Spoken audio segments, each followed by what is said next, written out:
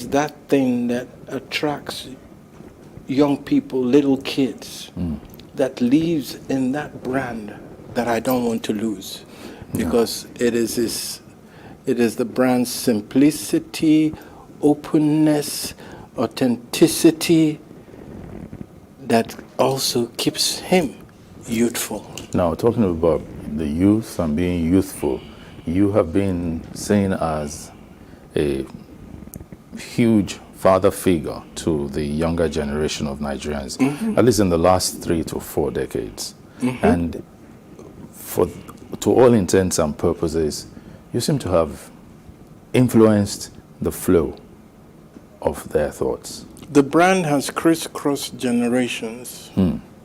But there is a problem in our society today, and it is drug abuse. East, west, north, south, everywhere. What can we do about it? We just have to keep fighting it. How? The people who young people look up to, they need to start to talk about it in a more positive light. For me, like, I'm open, I'm blunt, sometimes I'm wickedly blunt as Charlie Boy. I smoke weed, but I will never advocate that for young people. Yeah. I can't, but I'm old enough to know what's good for me and what's not good for me. Yeah. So I do my thing. Okay? The drug issue is a scourge as far as I'm concerned. Yeah. And that is why, like with my kids, I want to be in tune with them, that I know everything. I mean, they can come up, they can be as open as I was taught to be with me. And they look upon me as their friend. Okay? Because I've been down that route before. You said as their friend. That means that you are improving on the perception of the relationship. Because at some point, you didn't see your dad as your friend. No, every child, you go think say your papa na wicked person, you know. But all the good things that we were taught when we were little, those are the things I've run back to. Those are the things that are helping me in my life, even though that it's not in sync with the environment.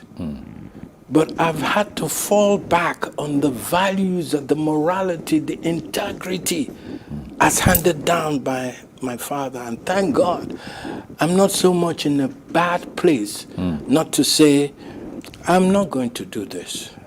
Putters don't do that. Yes. I'm not going to do this. I'm going to be like this. Even if it kills me, yeah, I can afford to do that. And so that's who I have become. But you know, the difference between me and my father, because in the beginning, my father used to punish also. He whipped me tire. And he scared me from learning, because he would want us to be cramming things. Cram and come and recite for him. That's not learning. So we're not learning because we had fun learning. We're learning because we're afraid. If you don't get this thing, you say make you go cram, it go whip you. It wasn't till I got to America that I knew that even learning could be fun. And I never looked back since then. Since then. I was going to say that, you're a very brilliant man. I don't know about being... It's me talking now. You don't need to agree. Okay. If you say so. I mean, that's something that I needed to say so that I could put you a bit in a position that would be uncomfortable, because you don't like talking so much about what you have achieved. I don't think I've achieved anything. Oh, yes, you have. It just maybe a little. If you had it, for instance, there was a time you were the one who came out and quelled the uprising that Okada riders were about to embark upon in Lagos about 2-3 years ago. And as at that time, you had even stopped riding publicly. That's an achievement. You were a voice, and still you are a voice that people listen to. Yeah, I know that a lot of millions of youth have been inspired by my lifestyle, by my story. They've been inspired in such a way that they now understand that they can't give up on themselves or their dreams. And it doesn't matter whether it's your father, your uncle, don't let anybody run your life. Live your most authentic life. And I don't know how it sounds now. It may sound too analogish, but hard work does pay.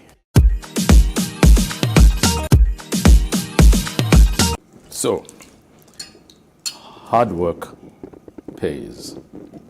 Still on the youth. I don't hammer. I want hammer. That's what you hear. That motor winning they drive. That's what I covet. I claim it. How? What can we do? Because the young people are looking at the elders. They are copying all these things from their elders. They are not living in isolation. Monkey see, monkey do. They are waiting how Papa live their life. Now then they copy so. How the people who, by God's grace, are in a position of leadership, how they messed up. They messed up our environment, they messed up the system. You can imagine the plight of young people. Government has failed them. Community has failed them. Parents have failed them.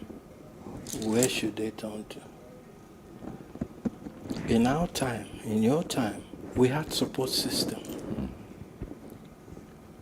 If you are naughty, you're not in your neighborhood, and you're in some other neighborhood, and you do something naughty. In our time, somebody could see you and say, who you be? Who be your papa? After you don't ask that question, say, oh, now no, they behave like this for this house. He go correct you, he go send you back. Go meet your parents, say, this is what I found your kid doing. Everybody's eye was on the young people, the teachers, the community. Yes. Because for my time, when you don't finish like class 5, before you go to the university and you have a good result, before you come back to your house, many people don't call party for your head. Yes. It was a thing of pride for parents to say, my son is doing so well in school. It wasn't about the money. But would you say there's also the part played by population explosion? It's population explosion, wrong priorities, wrong values. You know, after the war, when we now started to adopt the system, my teeth better pass your teeth. Now there everything crash. Because a thief is a thief. There are consequences of stealing. Yes. So all thieves should be prosecuted the same way. Same way, yes. No be when your man there for position of power and he's a bloody thief. You say, no, it's okay. But when my own thief come now, it becomes a problem for you. Until we can solve that. It's a mindset thing. Yeah. Your thief is better than my thief. You're saying there must be equality in justice. Precise now. Precise now. Do A as you take do B. The problem we're having in Nigeria today is because of the too many injustices everywhere. In the north, in the south, in the west, in the east. Injustice everywhere. Let's evaluate the problem of insecurity in our country. There's so much call for breakup. North wants to go, East wants to go, West wants to go. Where are we going? We're entering a big dark ditch. We don't know who is flying this plane. This contraption called Nigeria, where is it from? Is it our creation? Or is it the British creation? So if you have leadership from the 19th century, it can't fit in the 21st century, can it? It can't work. It can't, yes. Yeah? If you have a building with a faulty foundation, with the foundation of the building, they not doing well. Then after it don't be like 2 stories, you want to put the 3rd, the 4th, the 5th on a faulty foundation, will that house stand? My brother, it no go stand now. Yeah. So what's the solution? the solution, bring down this house, start again. Because whether we like it or not, what is coming, what is about to happen to us is worse than what we've seen already. By bring down the house, are you saying We start, restructure? it could be restructuring if we go agree. Because you see, this is a give and take situation. Husband and wife live together. They no go talk. When they come to the table, if they have differences, they talk it out. Yeah. They have equal respect for one another. Yeah. If now the husband just they do what you do, na me dey here, na me be Lord and Master, how the marriage go work now? That is it. Because before we used to have this regional system where we made contribution to the center. Yeah. Why monkey go to walk about the chop? I don't understand. That is the injustices that I'm talking about. That is why Biafra people want to go their own. Why people want to go their own. Arewa people want to go their own. Because they can't stand these injustices. So until we come to the table to have that conversation sincerely and genuinely, I'm sorry, it's going to get worse. Then we now bring down the house. The house will fall, bata, bata. Then we can start from beginning and correct that faulty foundation that we failed to correct in the first instance. That's your prescription. That's my prescription. Talking That's the only way I can see it working. Talking about prescription, have you taken your COVID-19 vaccination? They were supposed to come. They were supposed to come to the house this morning. I don't know what happened. So I'm hoping that this week, they come to me. Supposed to come. Yes. You're your father. Yes, sir. Ew. I say father. But what would you say to people about the vaccine and being healthy? Well, how much time remains for me now? Not to talk like that. Not scare us No, now. I'm just being realistic. How much time remain now? If na poison be the vaccine, they give me that. Man must die. Something killed a man. Yeah, it can't be that bad. Prevention is better than cure. So I rather know that I've done everything to be safe. So whatever happens, happens. So it's a good thing. I think I like to encourage people to go out and have the vaccine. How bad could it be? Yeah. Yes. And still wear the face masks and practice good hygiene. Good hygiene. Now, you don't like being reminded of your age. You love being the one to tell us that you are. because age. What is age? Now, I Age never is finished the neither- thing Okay, now. sorry, Make you sorry. hear me now. Which Okay, one? Okay. See, in regular society, everybody will be calling you senior citizen, elder statesman, and all that. But all of those things don't resonate with you. No. How does it feel to be a grandfather? I don't feel any different. I feel the same way I felt 30, 40 years ago. But how do you not a big relate deal. with your grandchildren? I have 16. Like my relationship with my children are not like father and son. They're like two adults, two playful, spoiled kids. And that's the way I like it because my children tell me everything. You can't imagine sometimes I'm dazed by what they're saying to me, but I try not to show it so they will always feel that they have a hip father. that I'm with the times, you know. Because some kind things really come out for their mouth, I say, okay, let me bond them anyway. And when I remember as I shaking my parents too, I would just laugh. I go calm down for Jesus, because what goes around comes around. It comes around. Yeah. I wish your mom were alive.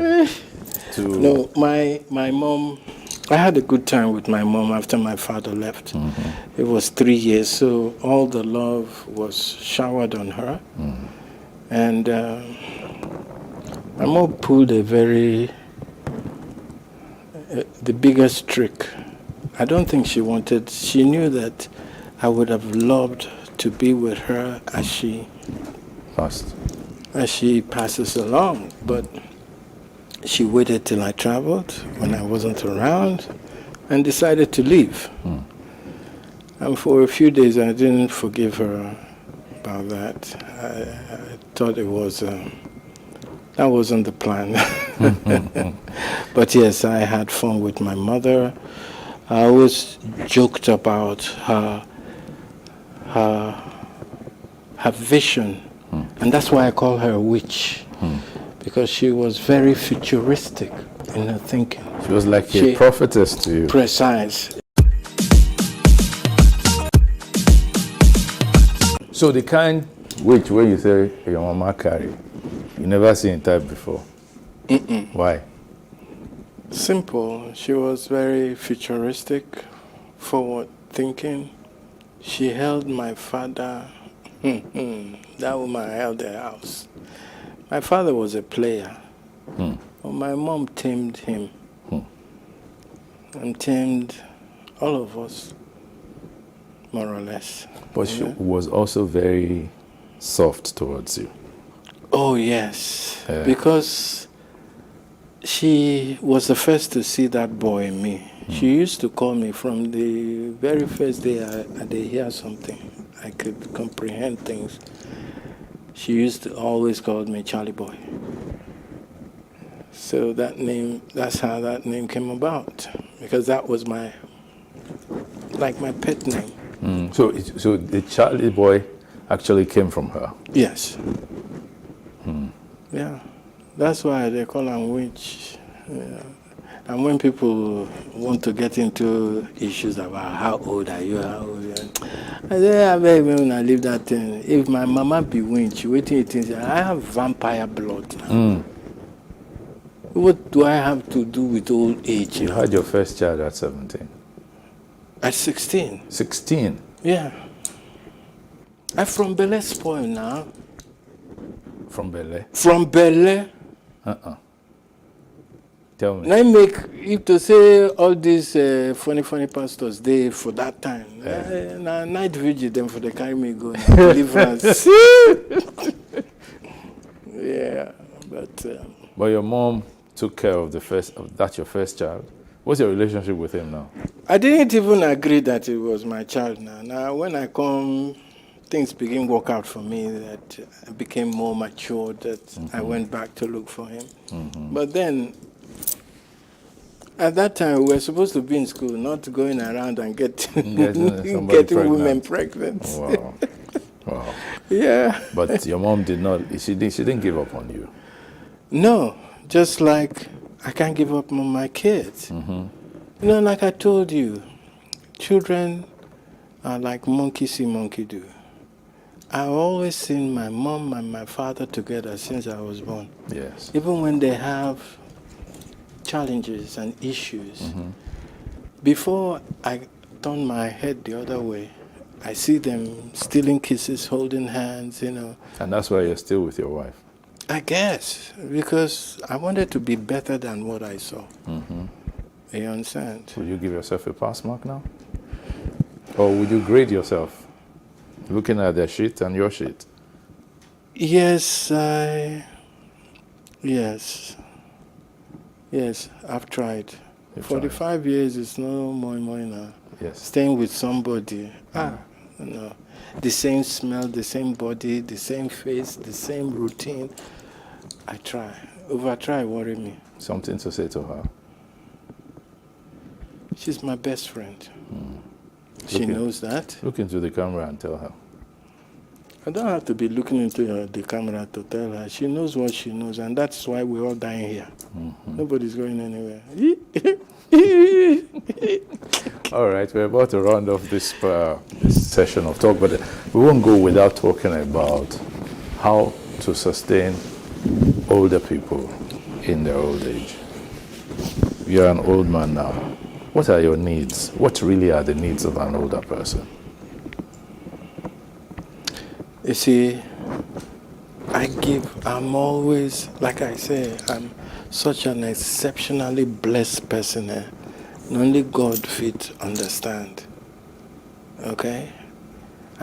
The kind blessing where I get, sometimes I don't think I deserve it because it could have gone the other way. Yeah. You understand?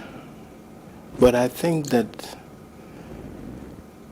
I'm living my life on purpose because I'm doing really what God had always intended for me to do via people. Yeah. I love people. I don't like to see suffering, people in agony. So my heart is always going out for the underdogs. And I got that from my mom. My mom was generous to stupidity. And my father had a little bit of that. And I know that I'm not even supposed to be alive as I'm talking to you. No, because my youth was rough.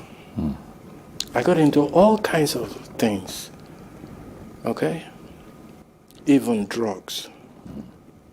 But I healed myself because those were the American years. Dark days. Yeah. And I said to myself, this is not how I was brought up. So why are you doing this?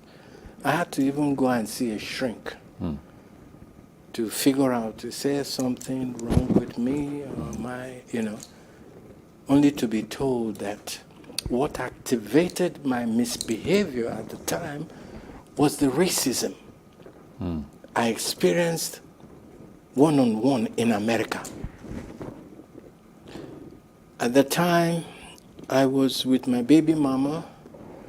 Her sister came to visit. So there were 2 white women. And here I was sandwiched between 2 white women. We're just taking a leisure walk downtown Boston. And then 7 white, excuse my language, white trash comes out of the Cadillac, all with a baseball bat, nigger this, nigger that, just because I was walking with 2 white chicks. One was the mother-to-be of my baby boy. Then beat me that day. I thought I was going to die. The only thing that saved me that day was the police. As police just they go around everywhere and are crime now. So they thought that, the white women I was with had run up to call the police. That's how they let me on. That's how I was saved. And I ended spending almost 5 weeks in the hospital. I never forgot that experience. That was just barely 8 months staying in America. I never thought I had racism in my blood. But then my hatred was potent because I just couldn't figure it out. In our house in Port Harcourt, when my father was a lawyer, he was a legal attorney to Mobile and stuff like that. So they see Yoruba people, they come house. I didn't think that there were any, I look at them as equals, not as superior to me. Only to go to America, then they ask me where I sabi speak English, whether I live in trees and all that crap, and to call me a nigger. So it wasn't till I saw the shrink when I was now questioning my modus operandi in America. Why am I doing all the stuff that I'm doing? That is kind of alien, that came up. Okay.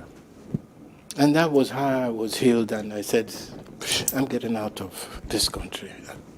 I agree now, sir, old. No be lie you talk. So what But does Charlie an boy old man can be need? old, you know now. Yeah, now. Me as Charles Soputa, I agree. No be me they talk now. Sometimes I wake up, my knee is not in the right position. Either my neck don't bend, go one side. You know, little things like that. I'm more into myself, always checking my prostate, checking this, checking that, you know, as a health freak. What does a man need, an old person need to survive now? An old person needs a lot of companionship. Companionship? If you have children that are good, that are like Charlie Boy, who took care of his parents, that will make, you just be, you age so gracefully. And because an old person needs to surround himself with family and a lot of love. Okay. It can bring sunshine to your life. Good health? Good health is a sequence of where you are financially. So if you're a little okay, I think that's the major investment that everybody should make in themselves to make sure all the things are working when they should. So let me throw you this final one now. All right. Are you okay financially? Am I okay? Financially. Is Dangote okay financially? On that note, thank you very much for coming on the program. You didn't disappoint me at all. I was expecting something like that. Thank you so much, Charlie Boy, for coming on the show. That's how we greet now. Eh? Yes, sir. Thank you very much. Nice having you. I hope to come back so we can talk again and look at deeper, other deep stuff.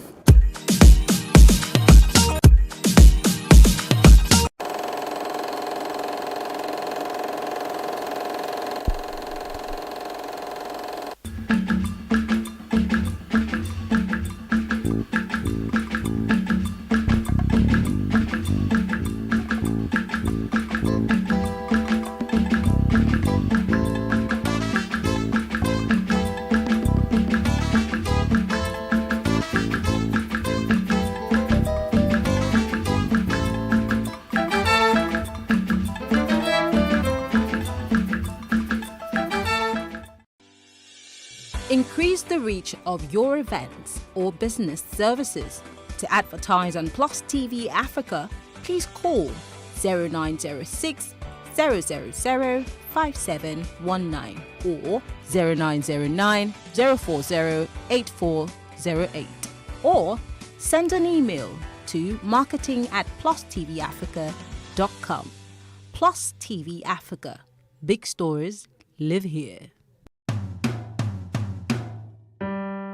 Hello there, my name is Olusegun Shonubi. Here are the highlights of the stories and events that shaped my growing up years. They were indeed memorable, good old days. I was born at Ikeja General Hospital to the family of Alhaji Yunusa Olabisi and Alhaja Sabitiu Aduni Shonubi. My grandfather was the Olisa of Ijebu Ode, who had to abdicate the throne because he wanted to perform Hajj. Up till now in Ijebu Ode, our family is known and called Abinufoyele, someone who left his position in anger. My dad was a World War II veteran who joined the Federal Ministry of Trade and Industry after his discharge as trade fair officer, which afforded him the opportunity to travel around the world representing Nigeria at trade fairs. I am proudly a Mushin boy. I grew up on Olateju Street, the challenge area of Mushin. Contrary to the general impression of Mushin being a violent area, I found it very peaceful. There were area boys in those days too, and you hear names like Isa Alagbara, Bayo Ogundare alias Bayo Success, the Way Boys, Ojuwoye Boys. But in those days, there was what you could call cooperation among them. Their recalcitrant acts were not without limitations. They were feared, but certainly not bloodthirsty like today's area boys. I recall several times when either my friends, members of my family, or I lose anything. We will simply go to Baba Isa Alagbara, who was staying next to our house and a notorious area father of the time in Mushin. He will use his network and whatever was lost will be returned. There was also good communal living. Everybody seemed to know everybody in the area, and during celebrations, we were all like one big, happy family. I recall with fond memories the day I saw and met the legendary Ayinla Omowura Egun Mogaji. He had come to play for Bayo Ogundare alias Bayo Success, the first popular NURTW chairman and the henchman of the defunct National Party of Nigeria. Bayo Success had lost his mother and contracted Ayinla Omowura to play for him. Bayo Success, who equally lived in our area, had approached my dad to allow Ayinla Omowura, who came early for the occasion, to stay on our balcony till it was his turn to go on stage. A close encounter that would take a long time to leave one's memory. My growing up was memorable, but being from a polygamous home, my dad was not always at home, so my mom assumed both roles of father and mother. She was a strict disciplinarian. She would regularly search my school bag, and anytime she saw something that did not belong to me, she would start singing, "Ọmọ yín ò ṣàgbàfọ̀, ó ń kájọ wálé, ẹ rójú olè ẹ ò mú. Ọmọ yín ò ṣàgbàfọ̀, ó ń káṣọ wálé, ẹ rójú olè ẹ ò mú." Meaning your son is not a dry cleaner and he brings different clothes home. You did not arrest the thief. So every time I come back from school and I hear that song, I know hell would let loose that night. But she will allow me to eat dinner and sleep. She would then wake me up in the middle of the night, ask where I got the things from, and if not satisfied with my answer, would beat the hell out of me. Nobody taught me to stop putting what did not belong to me in my bag. The story of my education would not be complete without the mention of my elder sister, late Alhaja Busirat Olaide Quadri and Alhaji Tijani Olatunji Shonubi. Both of them encouraged me to be the best I could be. They sometimes would have paid for my school before my dad would be informed. The quality of education was high in my secondary school days. We had several foreign teachers, such as Indians, who taught us science subjects, and Ghanaian lecturers who taught the arts subjects like English and literature. In fact, it was one of those Indians who made me to like mathematics. It was equally during this period that I was introduced to the culture of reading, and I had read all the James Hadley Chase series and every other novel that I came across. One other thing that shaped my childhood and strengthened our extended family was that we started our family meeting in the 80s. During one of the meetings, we realized that some of my cousins, nieces and nephews were not doing well